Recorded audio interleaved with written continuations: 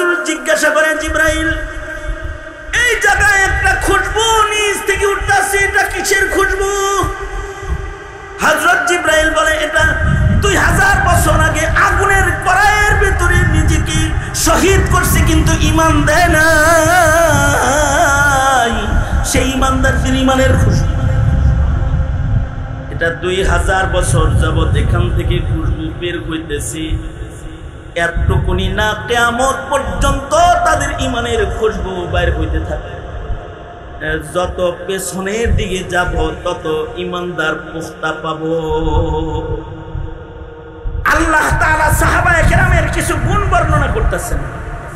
এই ঈমানদারদের আল্লাহ পছন্দ করে। কেন পছন্দ করে? পছন্দ করার কারণ হলো তাদের কিছু গুণ। 1 নম্বর গুণ, মুহাম্মাদুর রাসূলুল্লাহ। মুহাম্মাদুর রাসূলুল্লাহ ওয়াল্লাযীনা মা'আহু আশিদ্দাউ আলাল কুফফার, আশিদ্দাউ আলাল কুফফার। শুধুই মাত্র কাফিরের সাথে শত্রুতা নয়, ছোটখাটো অন্যায় কাজও তারা বরদাস্ত করে। আব্দুল্লাহ ইবনে মাসউদ সাহিবুন না'লাইন, সাহিবুস সিওয়াক, ফকিহ সাহাবীদের একজন আব্দুল্লাহ ইবনে মাসউদ, যিনি সাহিবুন না'লাইন, নবীর জুতার পাহারাদার, নবীর মিসওয়াক পাহারাদার। নবীজির মিসওয়াক বহন করতেন, নবীজির জুতা বহন করতেন। সাহিবুন না'লাইন আব্দুল্লাহ ইবনে মাসউদ একদিন মসজিদে ঢুকছেন, ইশরাকের নামাজের সময় মসজিদের নববীর ভিতরে ঢুকছেন। মসজিদের ভেতরে যায় দেখে একদল ইশরাকের নামাজ জামাতের সাথে করতেছে। ইশরাকের নামাজ পড়বে, বুজুর্গরা ইশরাক পড়ে, আমলওয়ালারা ইশরাক পড়ে, কারণ সওয়াব অনেক, তাই বলে জামাতে পড়া যাবে না। আব্দুল্লাহ ইবনে মাসউদ মসজিদে যায় দেখে জামাতের সাথে ইশরাক করতেছে। ইবনে মাসউদ যায় বলে, কিরে তোরা জামাতে পড়াস কেন? কই সব। আব্দুল্লাহ ইবনে মাসউদ তো সাহাবী, আশিদ্দাউ আলাল কুফফার, অন্যায়ের ব্যাপারে তিনি দুর্বার। সাথে সাথে পাথর একটা হাতে, পাথর হাতে লয়ে কয় কি, এখনো পর্যন্ত যে জামা গায়ে আছে এটা নবীর যুগের জামা, রাসূল নাই তাতে কি রে? নবীর যুগে এই জামা গায়ে নামাজ পড়ছি, এখনো গায়ের থেকে ওই জামাটা খুইলা ফালায় দেই নাই, লাম তুখলাক, জামাটা পুরান হয় নাই, ছিঁড়া যায় নাই, নবীর যুগের জামা এখনো গায়ে আছে। এখনো ঘরে যায় যে বর্তনে খানা খাই ওটা নবীর যুগে কেনা বর্তন, নবীর যুগে ওই বর্তনে আমি ইবনে মাসউদ খাবার খেয়েছি, এখনো সেই বর্তনে সেই প্লেটে খানা খাই, লাম তুকসার, এখনো পর্যন্ত আমার বর্তন ভাঙে নাই, আমার জামা ছিঁড়ে নাই। আই তুই শরীয়তের বিধান ছিঁড়তেছিস। এই যে পাথর হাতে লইছি, পাথর মেরা কিন্তু মদিনার থেকে বাইর করে দিব। আশিদ্দাউ আলাল কুফফার, এটা আল্লাহর পছন্দের ঈমানদার বান্দাদের রং। এই কারণেই জমিনে হাজার ফাসিকের ভিড়ে এমন কিছু ঈমানদার থেকেই যায় যারা সরকারকেও তোয়াক্কা করে না। তারা সরকারকে অঙ্গুলি দেখায় বলে মুসলমানের শরিয়া বিধানের উপরে আক্রমণ করবি, একাত্মবাদের উপরে আঘাত করবি, পর্দার বিধানে আক্রমণ করবি, নারী স্বাধীনতার নামে মিরাসের আহকামের উপরে আক্রমণ করবি, সমকামিতা চালু করবি, মুসলমানের দেশে মুসলিম পারিবারিক আইন কেটে দিয়ে তোরা তোদের মন গড়া আইনকে এই দেশে স্থাপন করবি। এখনো পর্যন্ত ওই জামাগুলা গায়ে দিই, যে জামাগুলা আমরা আমাদের আকাবিরদের গায়ে দেখেছি, হাফিজ পীরজি ফজলুল করিমের গায়ে দেখেছি, মুফতি আমিনীর গায়ে দেখেছি, এই জামা গায়ে দিয়ে এখনো রাজপথে ঘুরে বেড়াই। উল্টা পাল্টা করলে টান দিয়ে ছিঁড়ে ফেলায় দিব, একেবারে টান দিয়ে ছিঁড়ে। وأبشروا بالجنة وأبشروا بالجنة التي كنتم توعدون نحن أولياؤكم ফিল হায়াতিদ দুনিয়া ওয়া ফিল আখিরাহ ওয়ালাকুম ফিহা মা তাশতাহি আনফুসুকুম ওয়ালাকুম ফিহা মা তাদউন নুজুলাম মিন গফুরির রহিম। এই দুনিয়ায় তো সব আশা পুরা হয় না, কিন্তু যাদের ঈমানের সাথে যাদের মরণ হবে তাদেরকে আল্লাহ তাআলা জান্নাতে তার সব আশা পুরা করবে। আল্লাহু আকবার বলেন, সব আশা পুরা করবে আল্লাহ তাআলা। মহিলা বলতেছে, বাচ্চাদেরকে আগুনে হাড্ডি ভাসতে দেখতেছি, এরপরও আমি আমার রবের ঈমান ছাড়ি নাই। মহিলাটা শাহাদাত বরণ করার আগে ফিরআউনকে বলে, ফিরআউন আমি আমার রবের ছাড়ব না, জীবন দিব কিন্তু ঈমান দিব না, তবে শাহাদাতের পূর্বে তুমি ফিরআউনের কাছে একটা ওসিয়ত, হাদিসে আছে আল্লাহর রাসূল বলেন একটা ওসিয়ত,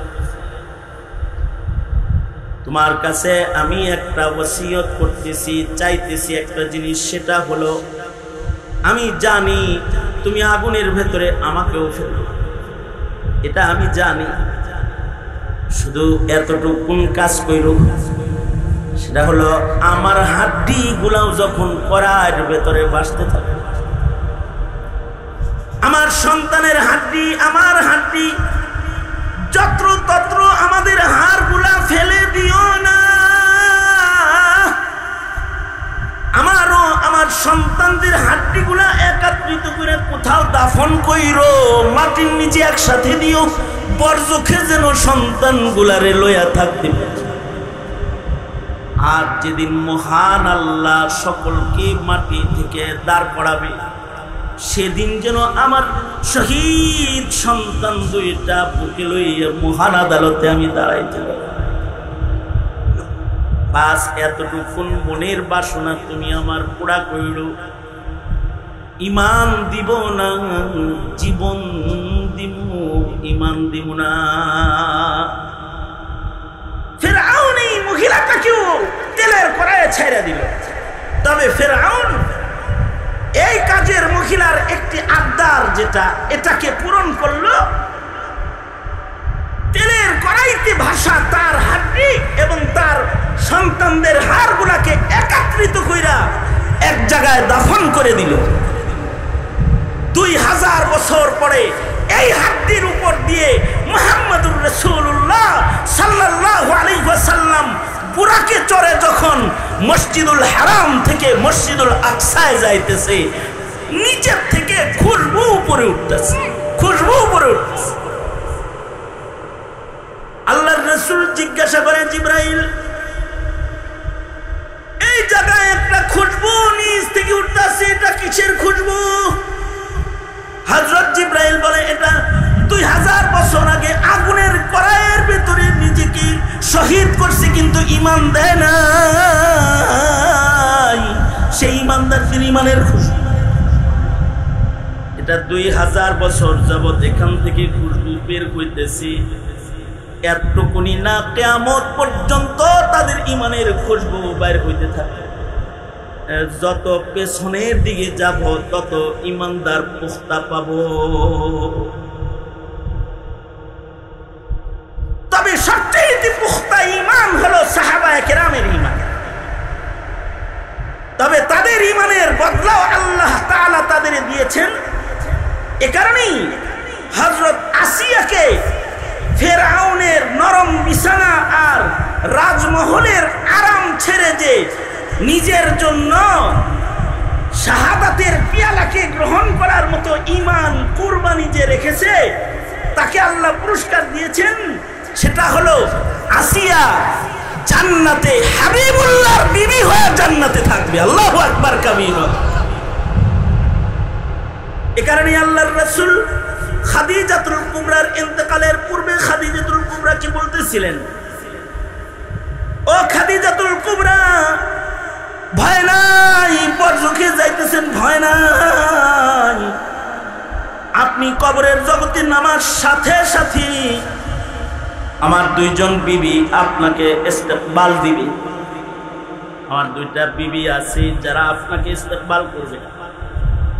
খাদিজাতুল কুবরা মৃত্যুর পূর্বে সরকার কি বলে, সরকার গো আমি আপনার পয়লা স্ত্রী, আমি ছাড়া আপনার আর কারোর সাথে বিয়ের বন্ধন হয় নাই। তো কবর জগতে আবার আপনার দুই বিবি কেমনে আসবে? আপনার সতীন কি আমার সতীন আমি কেমনে কবরে পাবো? আল্লাহর রাসূল বললেন দুইজন মহিষী ইমানদার নারী আছে।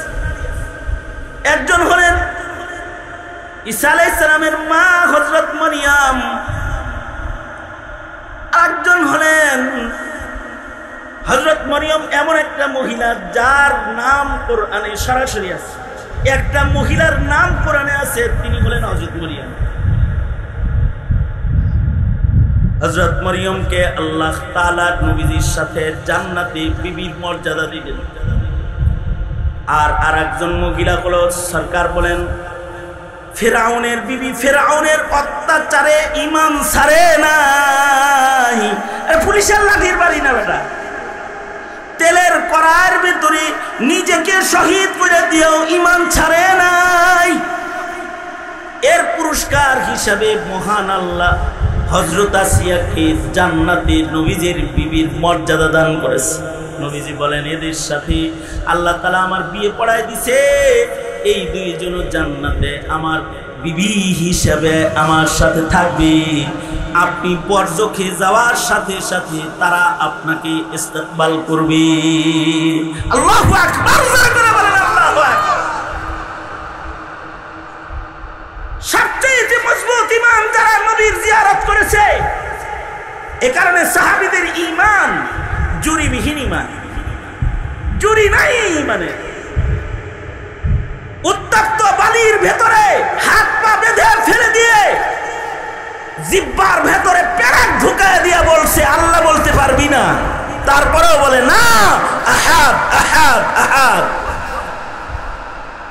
আগুনের কয়লার ভেতরে আঙ্গুরের উপরে শোয়া দিয়েছে, গায়ের চর্বিগুলা চামড়া পুড়ে বের হইতেছে, তারপরেও বলে আহাদ আহাদ, আল্লাহ আল্লাহ লা ইলাহা ইল্লাল্লাহ।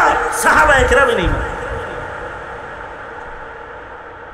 যারা নবী দেখেছে, আল্লাহর রাসূলকে দেখেছে, তারা হলো শ্রেষ্ঠ ঈমানের মালিক। আল্লাহর রাসূল বলেন তুবা মান আমানা ওয়া রাআনি। আল্লাহর রাসূল বলেন তুবা মান আমানা ওয়া রাআনি। আল্লাহর রাসূল বলেন যারা ঈমান এনেছে এবং সরাসরি আমায় দেখেছে তারা হলো এক নম্বর ঈমানদার। এরা ভাগ্যবান ঈমানদার, এরা পুখতা ঈমানদার, এরা সম্মানী ঈমানদার। আল্লাহর রাসূল বলেন এদের পরেই সবচেয়ে দামি ঈমানদার হলো তাবেঈন, যারা ঈমানের সাথে রাসূল না দেখলেও শ্রেষ্ঠ ঈমানদার আবু বকর, ওমর, ওসমান, আলী সাহাবীদেরকে দেখেছে। আল্লাহু আকবার, জোরে বল। যেমন হাসানুল বসরি, রাবিয়াতুল বসরি তাবেঈ, সরাসরি তারা সাহাবী দেখেছে। যেমন উমর ইবনে আব্দুল আজিজ রাহমাতুল্লাহি আলাইহি সরাসরি সাহাবী দেখছে, তাবেঈ।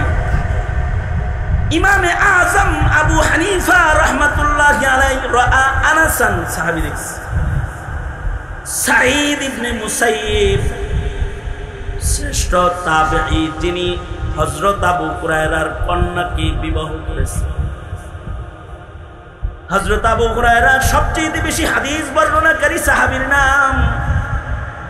হযরত আবু হুরায়রার কন্যার জামাতা হলেন সাঈদ ইবনে মুসাইয়িব।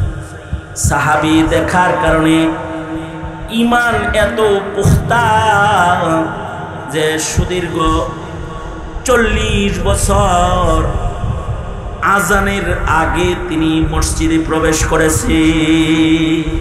40 বছর। ইমামে আযম আবু হানিফা রাআ আনাসান, সাহাবী দেখেছেন এ কারণে 40 বছর এশা রোজু দিয়া ফজর পড়ছেন, রাত্রে ঘুমায় নাই 40 বছর, 2 রাকাত নামাজে কোরআন শরীফ খতম করেছেন। 2 রাকাত নামাজে এত ইবাদত কেন করতে পেরেছে? আর তাদের দাম এত কেন বেড়েছে? কারণ তারা ভালো ভালো ইমানদার দেখেছে। জমানা যত পিছনে যাব তত ভালো ইমানদারের সংখ্যা বেশি পাবে। আবার কিছু আছে এই তাবেঈদেরকে দেখেছে, তারা হলো তাবেঈ, মান রাআ মান রাআ মান রাআনি। নবীজি বলে গেছেন এই জমানাগুলো হলো সিদ্দিকীনের জমানা। এই জমানার মানুষগুলোর ভিতরে চোর, বাটপার, অপরাধী, বেনামাজি, বেপরদা, বেহায়া, দাইয়ুস আর ফাসিকের সংখ্যা খুবই নগণ্য। সব সিদ্দিকীন ইমানদারের কাফেলা। জমানাটা ভালো। আল্লাহ তাআলা সাহাবায়ে কেরামের কিছু গুণ বর্ণনা করতেছেন।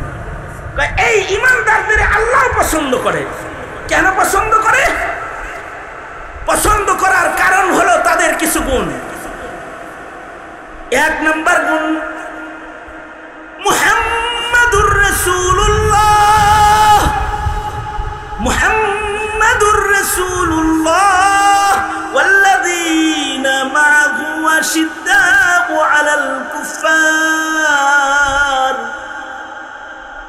তাদের 1 নম্বর গুণ হলো তারা কুফরের বেলায় শক্ত, কাফেরদের সাথে তারা শক্ত।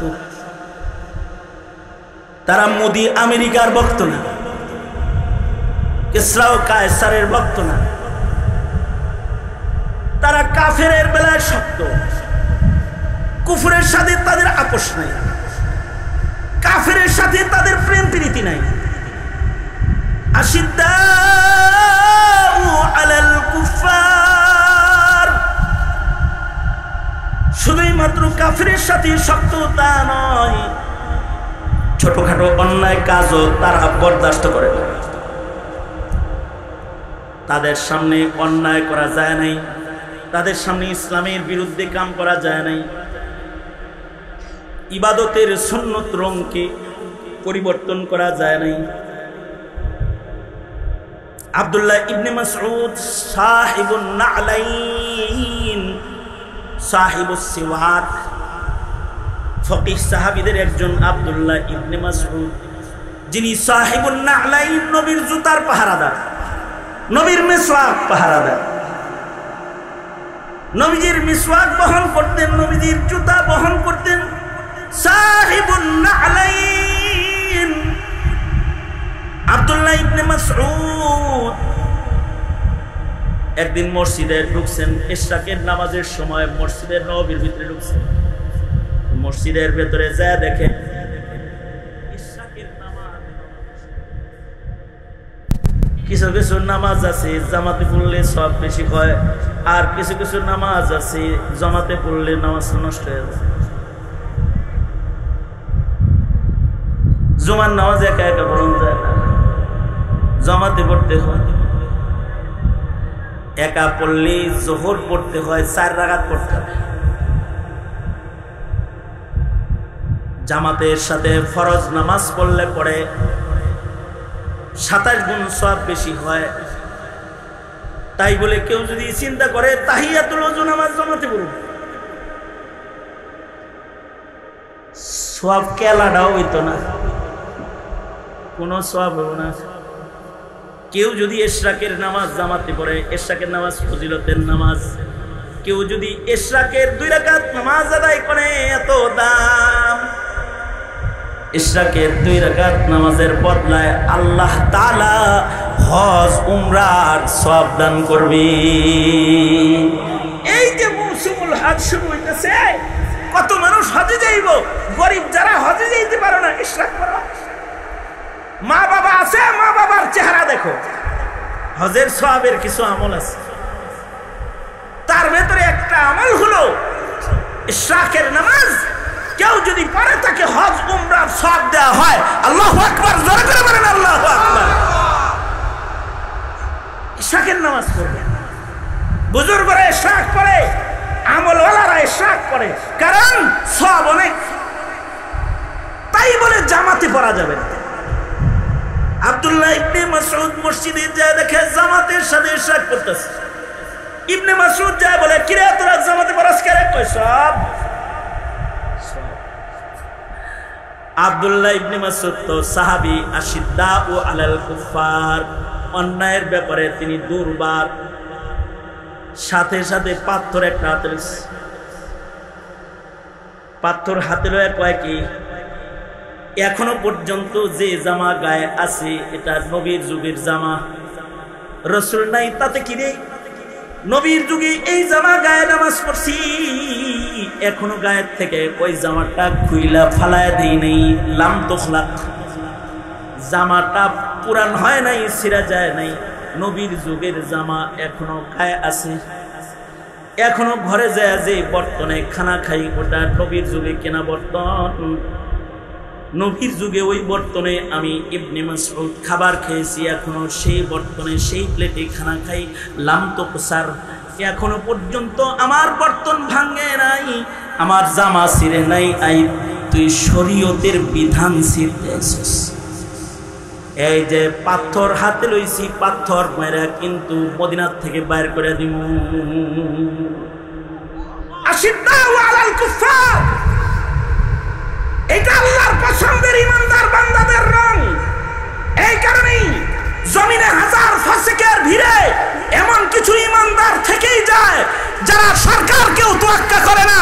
তারা সরকারকে অঙ্গুলি দেখায় বলে মুসলমানের শরিয়া বিধানের উপরে আক্রমণ করবি, একাত্মবাদের উপরে আঘাত করবি, পর্দার বিধানে আক্রমণ করবি, নারী স্বাধীনতার নামে মিরাসের আহকামের উপরে আক্রমণ করবি, সমকামিতা চালু করবি, মুসলমানের দেশে মুসলিম পারিবারিক আইন কেটে দিয়ে তোরা তোদের মন গড়া আইনকে এই দেশে স্থাপন করবি। এখনো পর্যন্ত ওই জামাগুলা গায়ে দেই, যে জামাগুলা আমরা আমাদের আকাবিরদের গায়ে দেখেছি, হাফিজ পীর ফজলুল করিমের গায়ে দেখেছি, মুফতি আমিনীর গায়ে দেখেছি। এই জামা গায়ে দিয়ে এখনো রাজপথে ঘুরে বেড়াই। উল্টা পাল্টা করলে টান দিয়ে ছিঁড়ে ফেলাইয়া দিব, একেবারে টান দিয়ে ছিঁড়ে।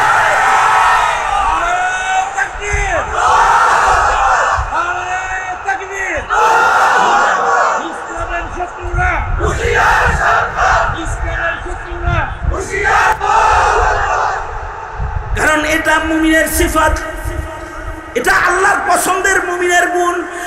আশিদ্দাউ আলাল কুফার, আশিদ্দাউ আলাল কুফার।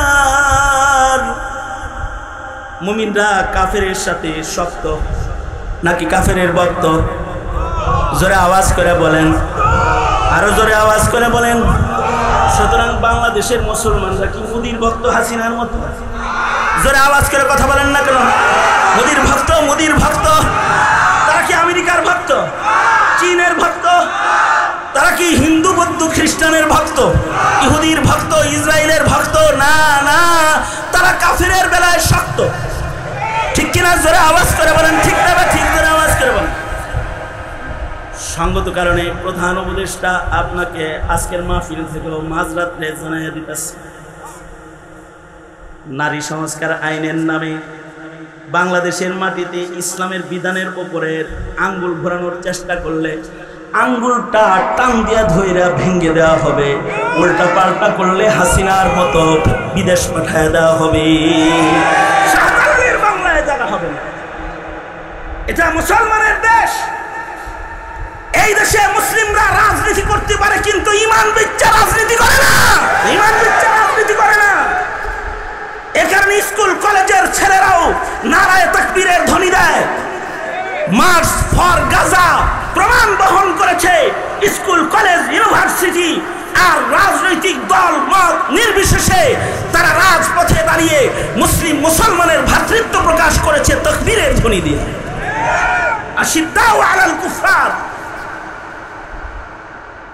আর রুহামা বাইনাহুম, নিজেরা নিজেরা আপোষে শির ও সাক্ষাৎ হতে পারে। এই মুসলমানরা পৃথিবীর আরেক প্রান্তে বসবাস করে,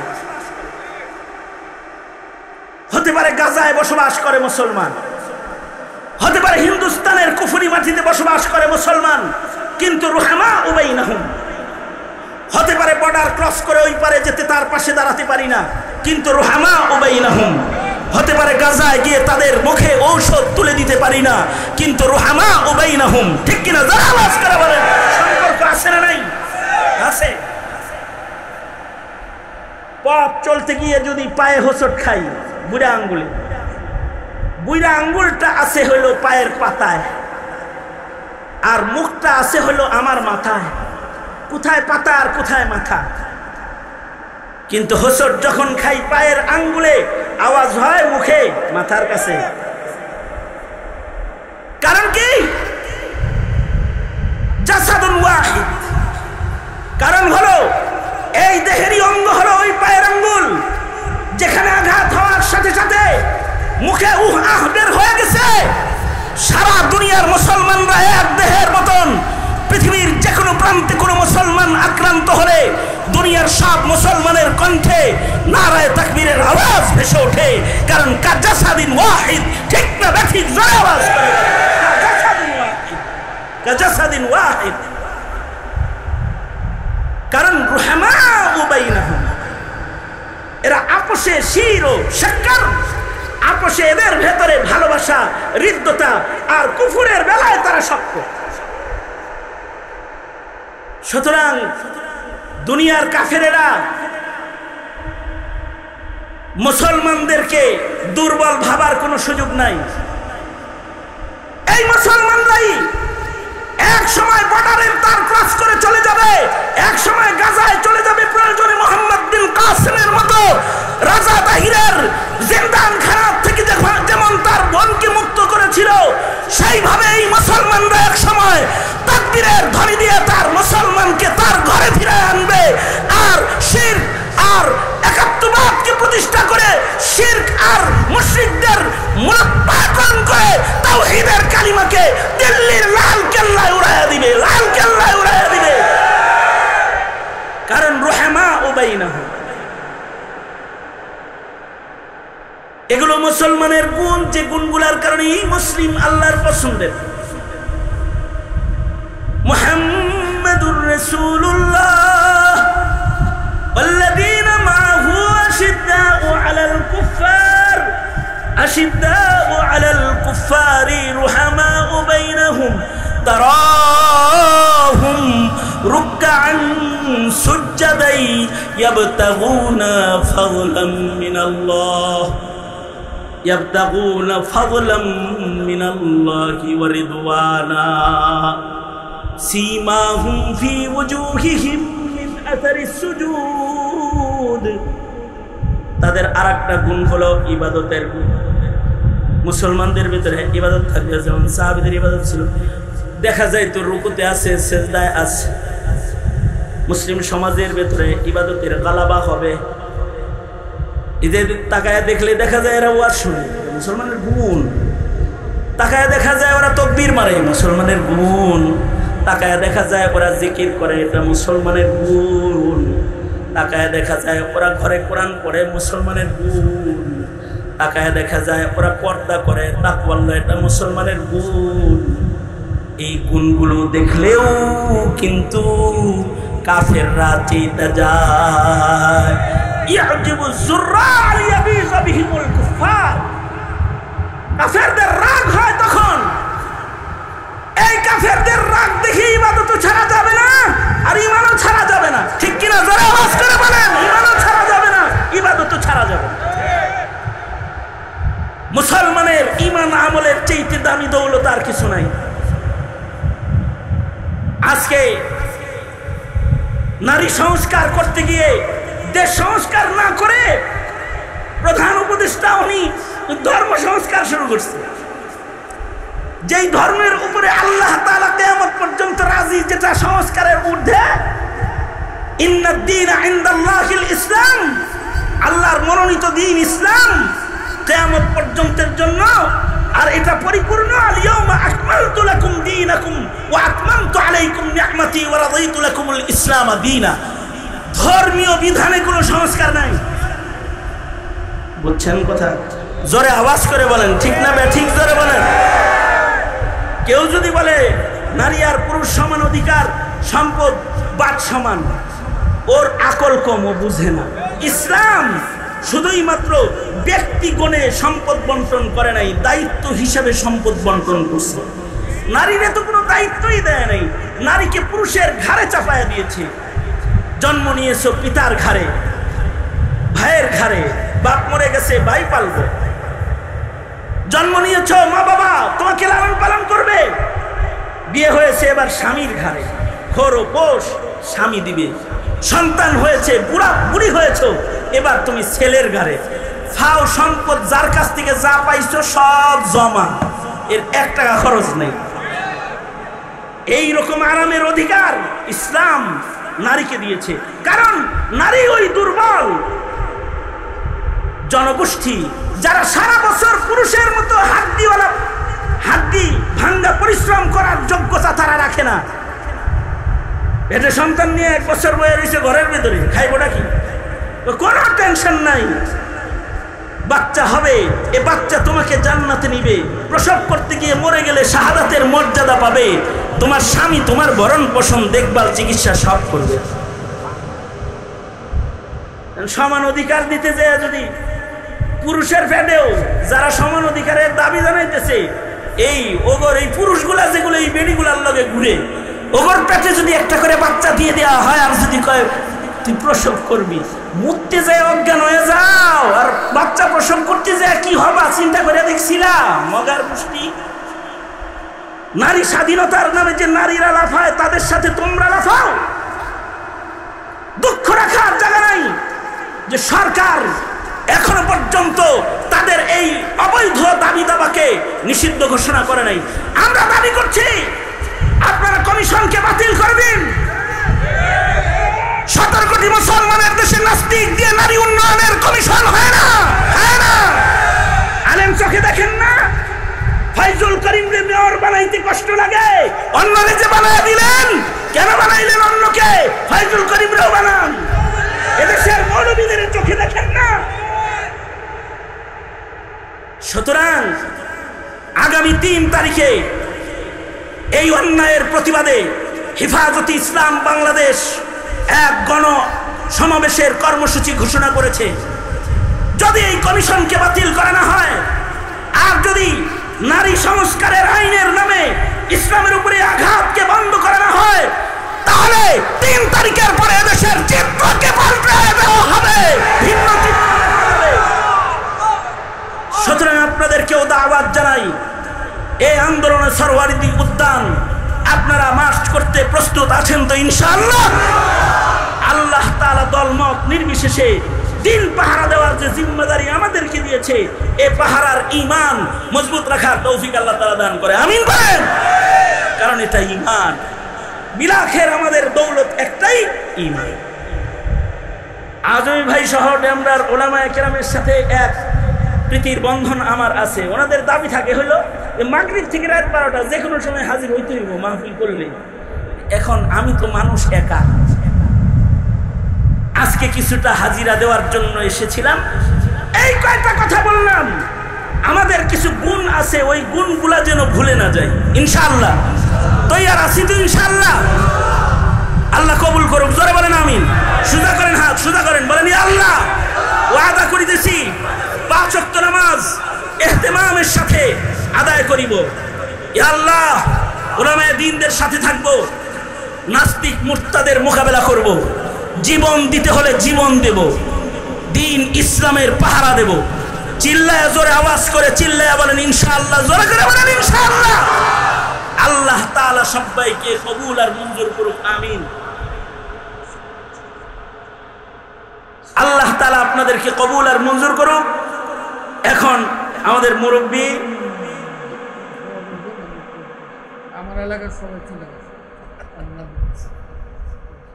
আপনি যখন না তখন সব দিকে আমি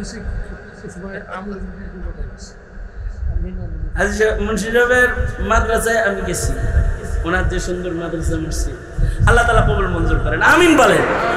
আল্লাহ তাআলা এই মজমাকে কবুল করেন, এই উলামায়ে দ্বীনদেরকে কবুল করেন। আলেমরা ডাক দিলে ইনশাআল্লাহ লাব্বাইক, ইনশাআল্লাহ বলেন, জোরে আওয়াজ করে বলেন।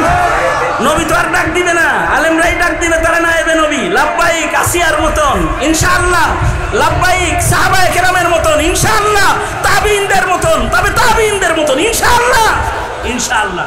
আল্লাহ সবাইকে কবুল করুন। আলহামদুলিল্লাহি রাব্বিল আলামিন, والصلاة والسلام على سيد الأنبياء والمرسلين محمد وعلى آله وأصحابه أجمعين। এমন একটা সময় দুইটা হাত তুলেছি মধ্যরাতে, যখন ফিলিস্তিনে অন্ধকারের মধ্যে ক্ষত বিক্ষত দেহে ধ্বংসস্তূপের ভেতরে বসে বসে এতিম সন্তানরা রোনাজারি করছে আর ফরিয়াদ করছে। রব্বুল আলামিন, এমন এক সময় আমরা হাত তুলেছি, ভারতের মুসলমানরা ইয়া আল্লাহ শহীদ মসজিদের পাশে দাঁড়ায় দাঁড়ায় চোখের অশ্রু ঝরাইতেছে। আল্লাহ, এমন একটা সময় হাত তুলেছি যখন চতুর্দিকে মুসলমানদের, মজলুম মুসলমানের আর্তনাদ ভেসে আসতেছে। ভিক্ষুকের মতো দুইটা হাত বাড়ায় ধরেছে। মধ্যরাত পর্যন্ত তোমার গোলামেরা কথা শুনেছে, দুইটা হাত বাড়ায় ধরেছি। আল্লাহ, মেহেরবানি করে আমাদের জিন্দেগির সব গুনাহ তুমি মাফ করে দাও। আল্লাহ, জেনে না জেনে অন্ধকারে আলোয় গোপনে প্রকাশ্যে যত পাপাচার করেছি ক্ষমা করে দাও। রব্বুল আলামিন, কার কি হাজাত, কার কি জরুরত তুমি জানো, সবার মনের নেক বাসনাগুলো পূরণ করে দাও। বয়োবৃদ্ধদেরকে হযরত আবু বকর বানায় দাও, যুবকদেরকে খালিদ বিন ওয়ালিদ বানায় দাও, পর্দার আড়ালের মা বোনদের হযরত ফাতেমা খাদিজা বানায় দাও। আল্লাহ, ইয়া আল্লাহ, জিন্দেগীর এমন কোন মুনাজাত বাদ নাই যে মুনাজাতে মা বাবার কথা বলি নাই। নিজের হাতে অনেকে নিজের মা কবরে রেখেছে, নিজের হাতে অনেকে নিজের বাবা কবরে রেখেছে। জীবনে কোনোদিন মা ডাক নসিব হবে না, আব্বা ডাক নসিব হবে না, এমন বহু সন্তান এখানে আছে। মা বাবা উভয়ের জানাজা পড়েছে, কাফন সরায়া শেষ দেখা দেখেছে। রব্বুল আলামিন, এমন মা বাবা ভাড়া যত সন্তান আছে, আল্লাহ, এই সন্তানগুলোর সামনে মা বাবার শব্দ উচ্চারণের সাথে সাথে তাদের চোখের পানি গড়ায় গেছে। রব্বুল আলামিন, মেহেরবানি করে তাদের মা বাবার কবরগুলা জান্নাতের বাগান বানায় দাও। যাদের আব্বা আম্মা আছে হায়াত বাড়ায় দাও, বেশি বেশি করে খেদমত করতে পারে তৌফিক দান করো। আমাদের সালাম প্যারা নবীর রওজায় আতহারে পৌঁছায় দাও। হজ্জে বাইতুল্লাহর মৌসুম চলে এসেছে। কাফন পরে লাব্বাইক বলে বলে কত মানুষ বাইতুল্লাহর দিকে সফর করবে। রব্বুল আলামিন, আমাদের কাউকে বাইতুল্লাহর জিয়ারত থেকে মাহরুম করো না। আল্লাহ রব্বুল আলামিন, অত্র এলাকায় সুন্নতের হাওয়া চালু করে দাও। আর কিসমের শিরক আর বিদআত থেকে সকলকে ধরে ধরে বাঁচাও। এই দেশ স্বাধীন সার্বভৌম জমিনের স্বাধীনতা সার্বভৌমত্বকে তুমি রক্ষা করো। রব্বুল আলামিন, জানি না কোন দোকানের কাফন আমাদের জন্য রেডি হয়ে গেছে, কোন সপের বাস না জানি পেকে গেছে, কখন জানি মসজিদের কোনার পালকি বাড়ির দুয়ারে দাঁড়ায় যায়। ওগো আল্লাহ, কবরের পালকি পাঠানোর আগে কামেল মুমিন বানায়া দিও। আল্লাহ রব্বুল আলামিন, এই মজমাকে কবুল মঞ্জুর করে নাও। কদম কদম নেক দিয়ে সকলকে বাড়ি ফিরায় দাও। اللهم اجعلنا من التوابين واجعلنا من المتطهرين واجعلنا من عبادك الصالحين. اللهم أعنا على ذكرك وشكرك وحسن عبادتك. سبحان ربك رب العزة عما يصفون وسلام على المرسلين والحمد لله رب العالمين. السلام عليكم ورحمة الله وبركاته.